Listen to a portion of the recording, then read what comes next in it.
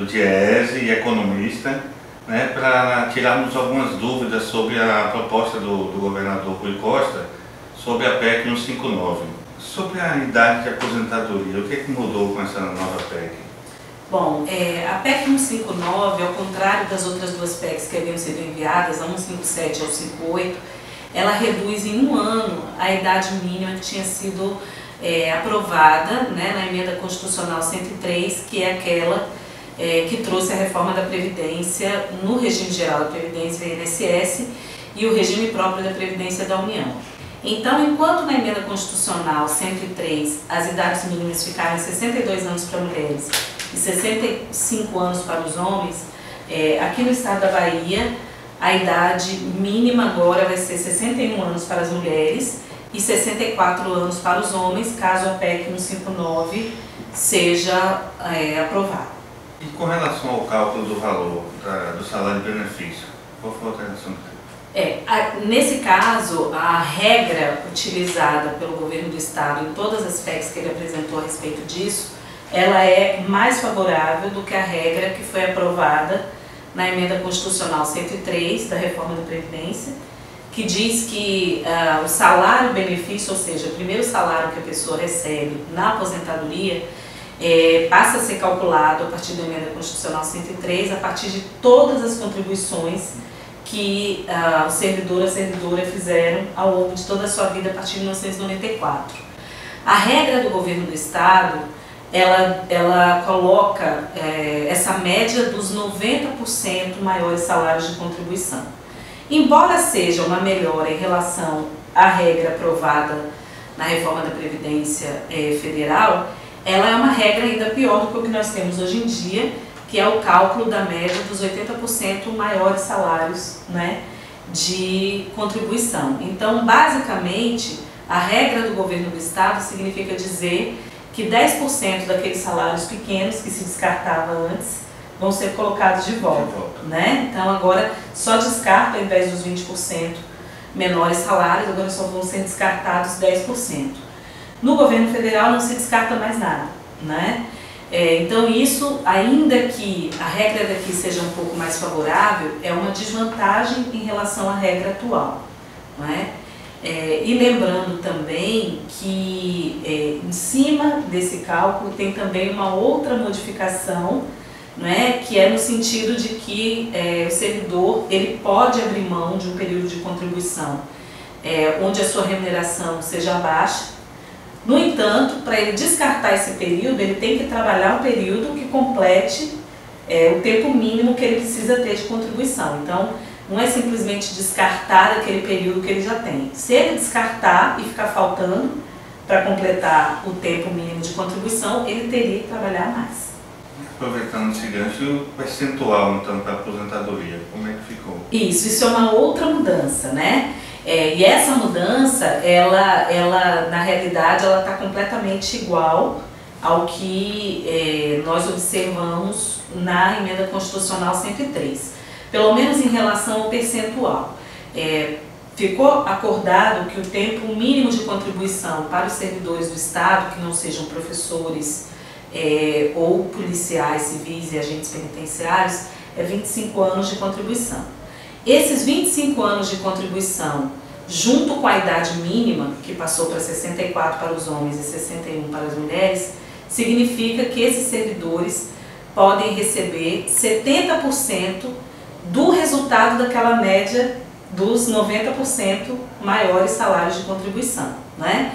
Então isso significa dizer o seguinte: alguém que queira ficar com 100% da média resultante dos seus 90% maiores salários de contribuição, precisa trabalhar o tempo que falta para completar os 100%. Então, se 25 anos dá direito aí, no caso, se bem que 25 anos de tempo mínimo, mas no cálculo tem uma diferença. Para os homens, 60% com 20 anos de contribuição e para as mulheres 60% com 15 anos de contribuição. Por quê? Porque nessa regra anterior, se ficasse o mesmo tempo de contribuição para homens e mulheres, as mulheres trabalhariam 7 anos a mais, né? Enquanto os homens trabalhariam 5. Então, um jeito de fazer alguma justiça em relação a essa questão foi reduzir o tempo de contribuição mínimo para as mulheres, que dá direito a 60% da sua aposentadoria. Então, no caso, as mulheres, 15% de anos de 15 anos de contribuição dão direito a 60%, então para ter mais 40%, lembrando que cada ano trabalhado a mais dos 15, no caso das mulheres, incorpora mais 2%, então ela precisa trabalhar mais 20 anos além dos 15, porque cada ano coloca 2%. Então, se 15 é 60, fica faltando 40 para os 100. Então, 20 anos completam esses 40% para completar os 100. Então, as mulheres precisam trabalhar 30 anos, 35 anos, ao invés dos 30 que trabalham hoje.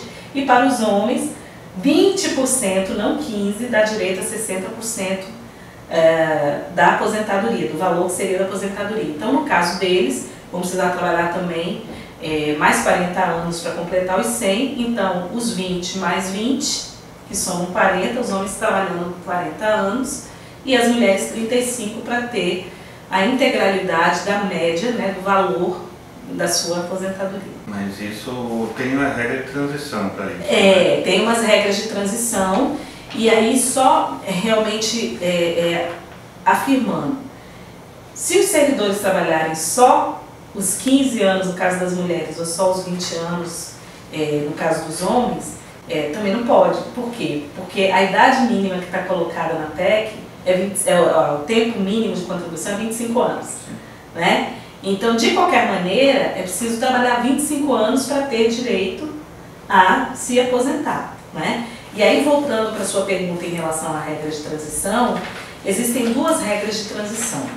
Exatamente para aquelas pessoas que já estão no meio da carreira ou que já estão mais para o fim, né? A primeira regra que a gente chama de somatório de pontos. Então, a soma da idade com o tempo de contribuição dos servidores precisam dar um número X de pontos para que possam aposentar, né? Então, no caso das mulheres, essa soma de pontos no ano de 2020, se a PEC for aprovada, é 86. Então, ela tem que ter a soma da idade do tempo de contribuição, que some 86 pontos.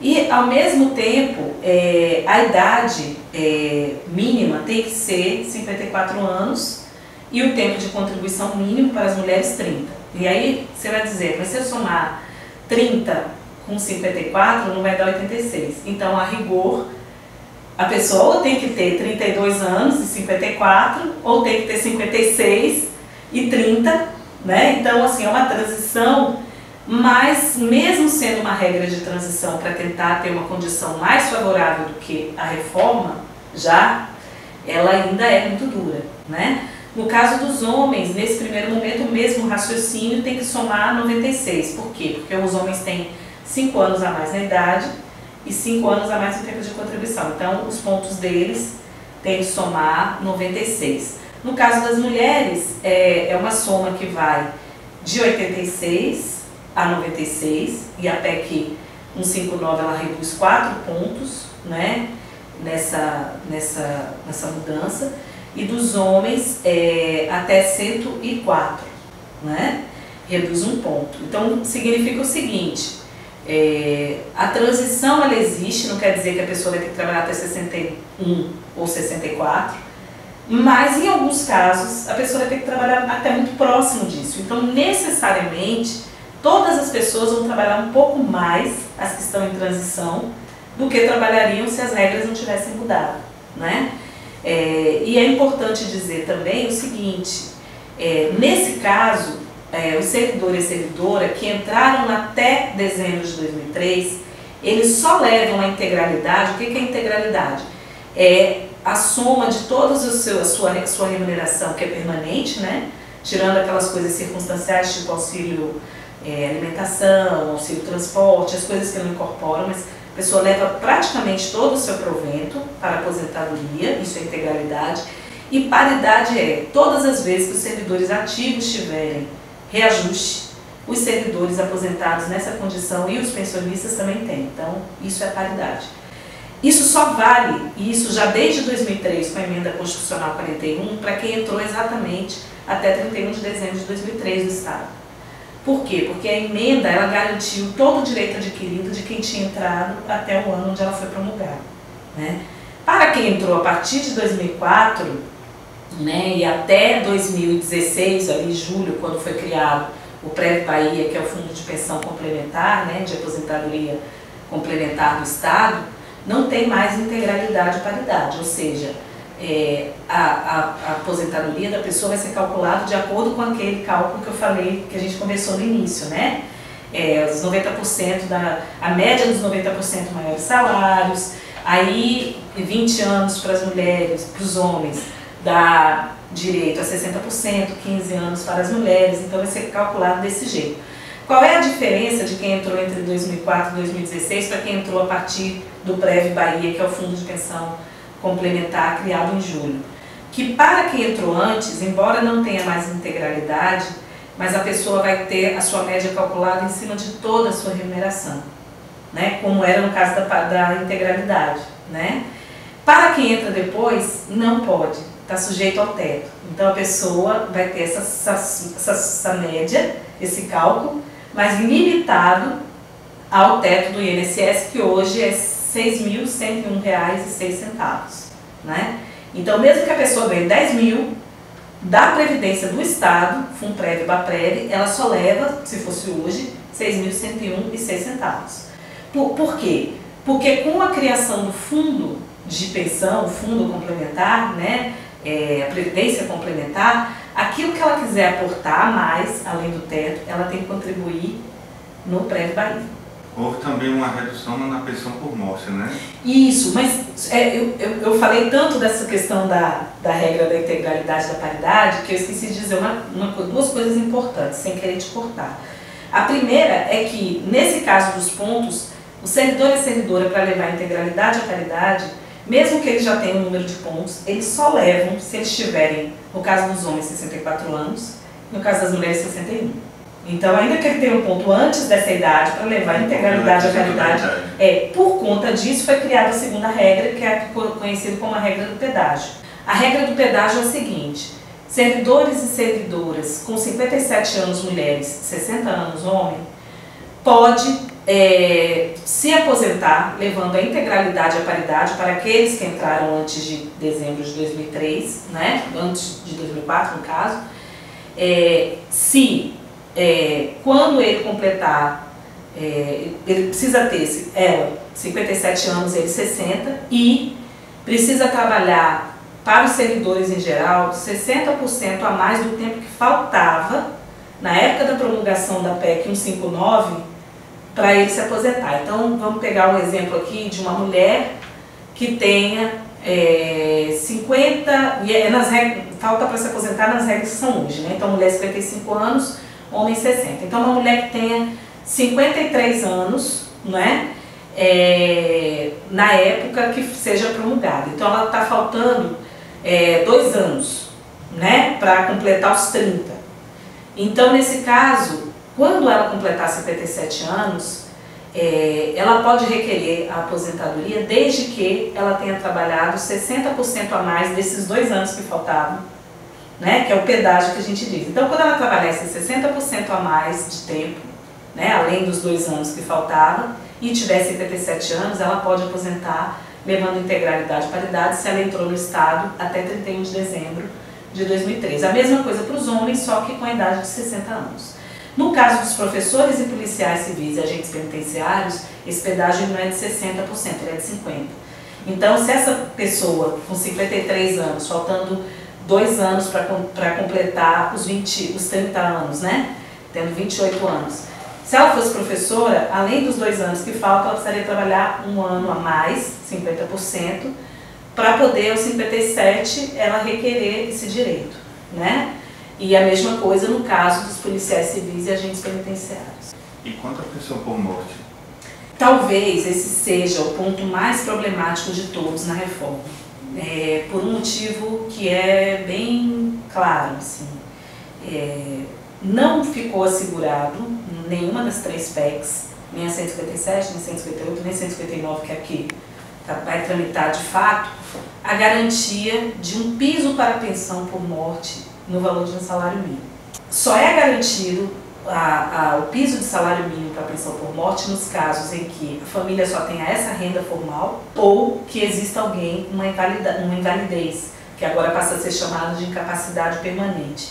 Então, se tiver alguém com alguma incapacidade permanente, uma doença mental ou uma deficiência, alguma coisa física que a incapacite, né, de trabalhar, então essa família tem. Ou uma outra hipótese, infelizmente, no caso dos agentes penitenciários e dos policiais civis, que tenham sido mortos em serviço ou mortos em função da profissão que têm.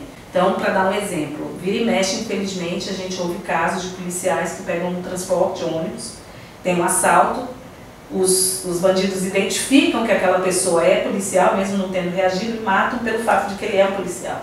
Então, nesse caso, infelizmente, a família também, infelizmente pela morte, né?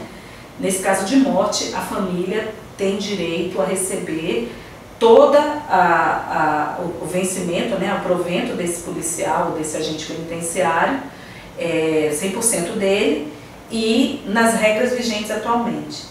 E também a esposa, mesmo que não tenha 44 anos, que hoje é a regra para se ter uma pensão vitalícia, o companheiro, a companheira, o cônjuge, tem direito a receber vitalício.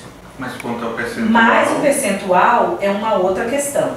Hoje, pelas regras do Estado, a pensão por morte ela é paga no mesmo montante da aposentadoria que o trabalhador recebia se já estivesse aposentado na época da morte, ou da remuneração dele, no caso dele estar vivo, né? Ativo, no caso, desculpe. Como que é feito isso? É pago 100% até o limite do teto do INSS, mais 70% do que excede o teto, né? Então, para a grande maioria dos trabalhadores do Estado, recebiam integral, né? E para alguns, uma redução pouca. A regra agora vai ser uma cota familiar de 40% do que seria o valor da aposentadoria desse servidor ou da servidora se tivesse se aposentado por incapacidade permanente para o trabalho, que é a atual invalidez. Então, assim, não é mais sobre o salário da aposentadoria cheia, o salário da aposentadoria por invalidez, que também mudou, né? O cálculo da aposentadoria hoje, que não chama mais invalidez, chama incapacidade permanente para o trabalho, é exatamente a forma de cálculo da outra. Então, quanto mais tempo, quanto mais cedo a pessoa falece ou fica com alguma incapacidade, significa que menor o valor que ela vai receber. Vai receber exatamente feito aquele cálculo e depois, em cima do valor que der, uma cota de 40% desse valor, que é uma cota familiar, e 20% para cada dependente. Né? Essa regra também ela é mais favorável do que a regra que foi aprovada na reforma da Previdência Federal, emenda constitucional 103, porque lá é uma cota familiar de 50% e cotas individuais por dependente de 10%. Então, para a gente dar um exemplo de por que aqui é mais favorável, se a gente pegar, por exemplo, lá, um servidor que tenha falecido, deixado esposa e filho, 50% para a família, para os dois, e 10% para cada um dos dois. Então, isso somaria 70% do que seria a aposentadoria dele, né? Por incapacidade permanente para o trabalho. No caso daqui, essa mesma família, ela receberia 40% de uma cota familiar e cada um receberia 20%, então daria 80% do que seria. Então, um valor maior, né? Mas aí entra de novo a questão seguinte. A regra é mais favorável, mas o grande problema da regra não é a regra, é o princípio que rege a regra. Ou seja, é você ter redutor, você reduzir o valor de um benefício que é extremamente importante, né? Sobretudo em famílias que são muito grandes, muito numerosas, porque no caso aqui, essa cota familiar é 40% e só 3 dependentes vão receber 20%, porque é limitado a 100. Então 40 com 3 vezes 20, né, de cada dependente. Então, assim, se for uma família com 6, 7 pessoas, e também pela redução no cálculo, por conta da forma de cálculo agora da aposentadoria, né, por incapacidade para o trabalho, significa dizer que a maioria das famílias vai ter perda de renda. Para proventos elevados, isso tem problemas, mas é mais mitigado. Agora, para servidores com vencimento baixo, e sobretudo lembrando que a estabilidade econômica acabou, né? Essa PEC ela acabou não. ela está prevista, caso a PEC seja aprovada, de acabar, né? Então você vai incorporar menos gratificações, menos verbas à sua remuneração de aposentadoria. Isso pode significar uma legião de famílias de pensionistas, trabalhadores falecidos, recebendo menos do que um salário mínimo, o que, na minha opinião, é uma das questões mais problemáticas da reforma. E o que mudou no acúmulo de benefícios de ajuda? Esse também é uma outra questão. Tirando aquelas categorias que têm a permissão de acumular, no caso, por exemplo, pessoal de saúde, né? Geralmente tem mais de um vínculo, então pode ter mais de uma aposentadoria, inclusive do mesmo regime. E os professores também normalmente trabalham mais de uma escola, então podem ter mais de um vínculo. Todos os outros servidores não vão poder acumular integralmente, por exemplo, duas aposentadorias do mesmo regime, ou uma pensão e uma aposentadoria. Então, por exemplo, digamos que um servidor, ele se aposenta e a companheira ou cônjuge dele falece, né?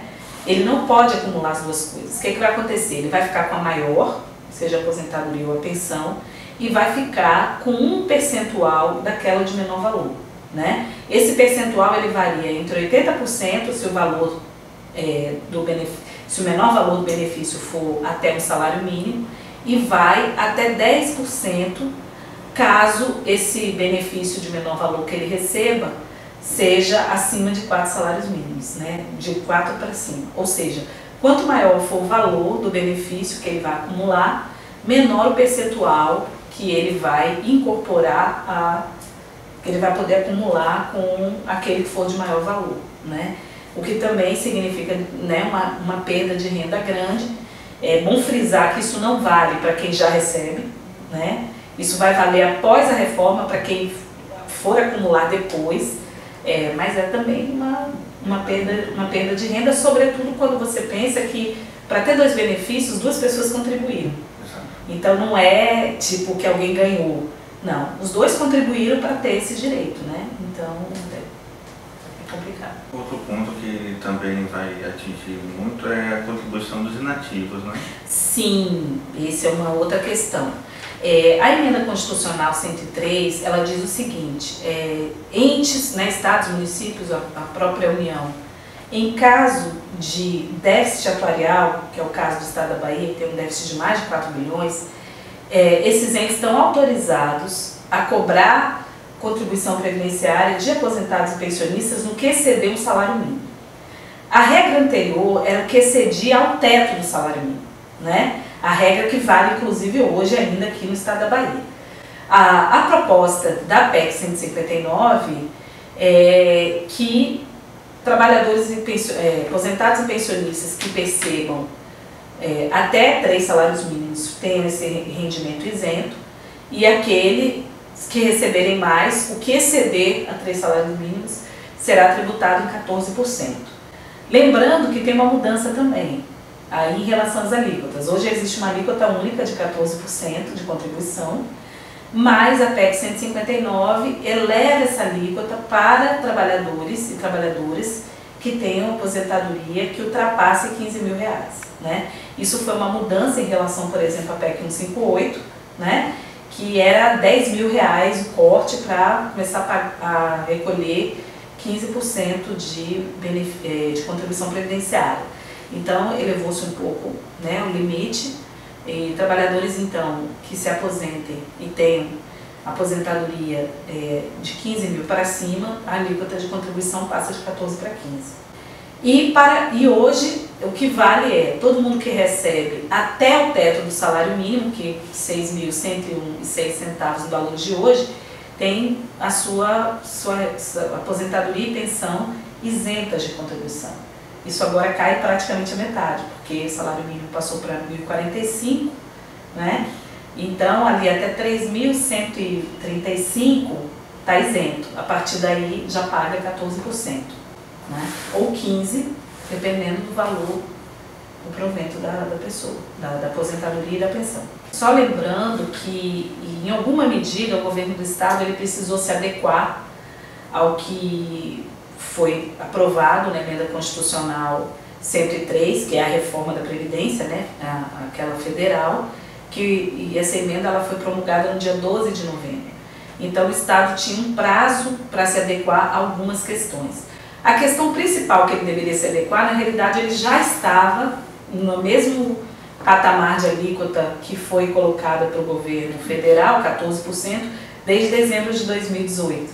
Então, era uma adequação que não precisava ser feita porque já estava, né? No mais, algumas outras coisas, mas nem tudo que tinha na reforma da Emenda Constitucional 103 precisava ser transposta para a reforma da Previdência do Estado. Ou seja, então, ao contrário da propaganda que eles dizem que eles necessitam fazer a reforma, eles têm até um prazo de 2 anos para proceder a alguns ajustes. Isso. Não é Na isso? realidade, algumas coisas eram imediatas e foram feitas, mas outras coisas tinham um prazo um pouco maior, né, de até 2 anos, e outras coisas mudou-se muito mais em função do Estado hoje ter um déficit do que propriamente por uma obrigação. Apresentar também para a gente. Do que propriamente porque tem uma obrigatoriedade de seguir o governo federal. Inclusive, a sua pergunta é boa porque nos lembra o seguinte: está tramitando no Senado a PEC 133, que ficou conhecida como a PEC paralela.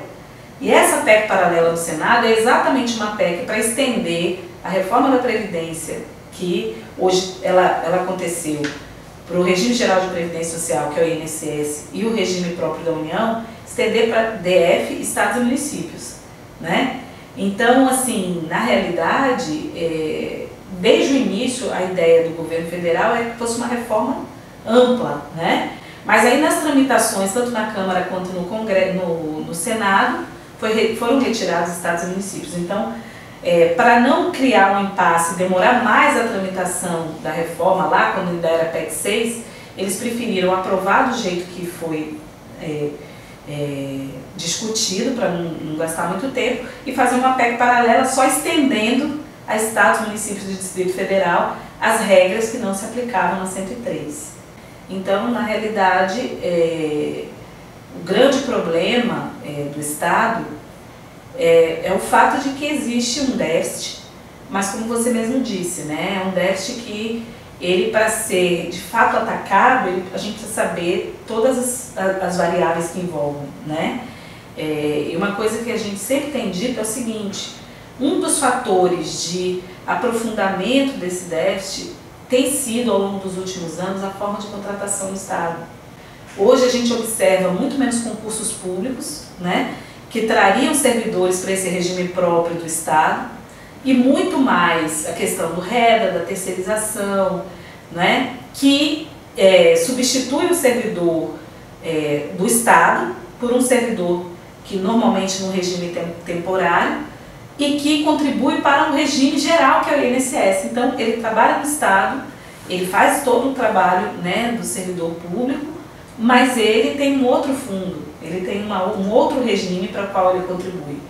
Então, assim, as pessoas estão se aposentando pelo FUNPREV e daqui a um tempo vão se aposentar pelo BAPREV, mas quem está entrando no Estado hoje não entra nesse mesmo regime, entra no INSS.